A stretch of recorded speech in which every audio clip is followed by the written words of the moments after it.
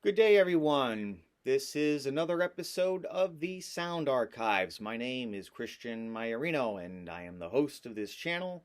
So, today's episode, I will be reviewing the new Alice Cooper record, Detroit Stories. Um, Alice Cooper, of course, I don't really need to give much of an introduction as far as who Alice is. Um, Guy's 73 years old, still going strong, putting out new albums. So, of course, Alice is being known, or Alice Cooper really being known as kind of one of the first shock rockers, if you will. Of course, having a ridiculous stage show with guillotines and boa constrictors and all sorts of ridiculousness, craziness. Um, and of course, he was still touring quite often, at least up until the pandemic. So hopefully, when the pandemic is done, hopefully Alice will hit the road again. Of course, he has a new record that he could hit the roads with this one, Detroit Stories. Um, so now going on to this new album, we got it's really Alice's kind of tribute to the whole Detroit music scene and all that, and to the city of Detroit itself.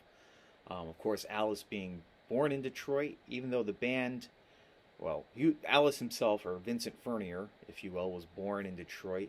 But of course, his family relocated to Phoenix, Arizona, that area where he went to school. Met the original member, or met the guys who would eventually form the Alice Cooper band. When that happened, they relocated to LA to try to, break in the music business. Of course, they didn't really fit in with that music scene there, so then they relocated to Detroit, where they fit in a little bit better. And of course, they hooked up with Bob Ezrin and started producing all those hit albums, Love It to Death, Killer, School's Out, and all those classic albums from the 70s. So it was definitely moving to the city of Detroit was probably the big catalyst that really pushed them to that level of stardom. So I guess it's only apropos that Alice would make a record as a tribute to that city. So going on to this one, like I said, you have Bob Ezrin producing here. Of course, he's worked with Alice many times over the years. He's really associated with helping the band break through commercially. Um, there's a lot of players on this album. It can make your head spin trying to figure out who's playing on this and whatnot. Of course, you have on a couple of the tracks, you have original Alice Cooper band members, Neil Smith, Dennis Dunaway, and Michael Bruce, who are playing on the track Social Debris and what's it? I Hate You. Those two tracks. You got Joe Bonamassa playing on the first track. Steve Hunter, who had also played with Alice Cooper throughout the years, he guests on this one. You got Wayne Kramer, known from the band MC5. He guests on here. Mark Farner, I think I have that right, from Grand Funk Railroad. He guests on a couple tracks on here. Playing on here, you have Johnny Bendijek. I don't know if I'm pronouncing that right. He plays drums on most of the tracks. Paul Randolph, who plays bass on a lot of the tracks on here. I guess he's lives in Detroit or from Detroit. Not really known for hard rock. I guess he's better known for playing jazz, soul, and funk. Tommy Hendrickson plays guitar on many tracks right here. Of course, he's played on some of the more recent Alice records. He was kind of known, I guess, early on. I guess he played with Warlock and Doro. Who else we got on here? Tommy Denander, who plays guitar on some tracks, keyboards on some tracks. Of course, he's played on some recent Alice stuff, and also with Hollywood Vampires, which is one of Alice's side projects there. With, I guess, Johnny Depp plays with him on that, and some other people. And I guess he also played on Live to Win, the Paul Stanley record there. So I know I'm probably missing a few more guest stars here, but if you're really interested to see who plays on here, look it up on Google, look it up on Wikipedia. it's a lot. It's kind of similar to some of the more recent Alice records where there's just so many different players coming in. It's easy to lose track. But anyway, now going back to the record here.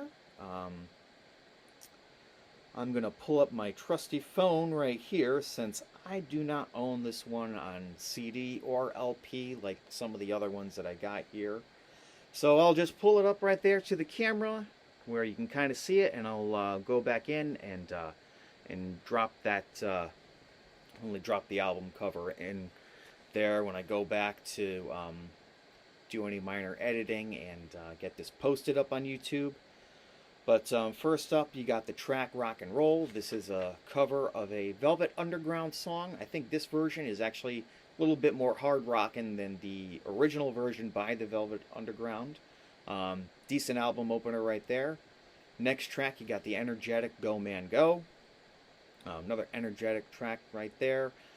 Listening to it on the headphones, there's some subtle guitar fills going on there during the chorus that I enjoy. You don't really hear it. It's different listening to an album just on your stereo blasting it versus on the headphones. I think when you listen to any record really on the headphones, you get those more subtle things that you hear there. Next up, we got Our Love Will Change the World. We got Alice taking a little bit of a left turn right here. This is another cover song by a band called Outrageous Cherry. Never heard of them before until this album right here. This song has this kind of late 60s psychedelic pop vibe going on with it. Not sure if Alice was a fan of this band. I guess the song came out in the early 90s. I thought it would have been one of those songs from the 60s, late 60s, early 70s, like some of the other covers that Alice does on this record. But it's not. It's actually a more recent band from the 90s. So, curious to know if Alice is a fan of these guys, or if this is something Bob Ezrin did, say, hey, here's a Detroit band, let's cover this one on the album, and just kind of threw it on there. Kind of a silly song. Not sure that I really like it that much, but I don't know, it is what it is. Next up, we got Alice, we're taking a right turn right here, coming right back straight in the middle, Social Debris. This is with the original Alice Cooper band playing on this one, and it's a really good song. I think it's one of the songs that they kind of put out there is, I don't know if it's like a single or whatnot, but probably the best track or one of the best tracks on the album. It's a hard rockin' classic, Alice Cooper to the core. Next up, taking another left turn right here with the song $1,000 High Heel Shoes. On this one, you got a kind of a horn section and female vocalists going on there in the background, or backing vocalists, if you will. I think I would like this song better if it didn't have those elements in it, but some people out there might enjoy it. Next up, we get Hail Mary, another rockin' song right here. Kind of sounds like it's sung from the perspective of a guy sitting at the bar, at a strip bar, and the stripper's right there, and he's I guess in love with the stripper. Or that's what the song sounds like to me anyway. Next up, you got Detroit City 2021. This one is actually a newer version of a song that was on 2003's The Eyes of Alice Cooper. I think I prefer that version a little bit better than this one, but it's a song just a tribute to the music scene there in Detroit. I guess Alice felt like he wanted to rehash the song here from that album. Not the first time Alice has done that in his career. Of course, he redid Generation Landslide on 1981 Special Forces. But again, I would say again like that, I prefer the Generation Landslide on Billion Dollar Babies versus the Special Forces version right there. I lean forward a little bit right there to kind of touch my laptop so the screen doesn't go to sleep there while I'm recording this. So anyway, back to the album. Independence Dave. Kind of a silly song. Not bad. Then you get the track I Hate You, another one that's played by the original Alice Cooper band. On this one, it's the original members kind of trading insults back and forth to each other. Kind of entertaining, kind of silly. The song kind of sounds like it's definitely got this punk rock vibe to it. Sounds like something that like the Sex Pistols or something would have done. Um, I don't know if I really like it that much, but some people might out there really dig it. Um, I'm sorry, I think I skipped over one song right here, "Drunken in Love," a slower kind of bluesy song, not bad. And then another song right here, "Wonderful World," another one where it's just kind of like this slow bluesy vibe.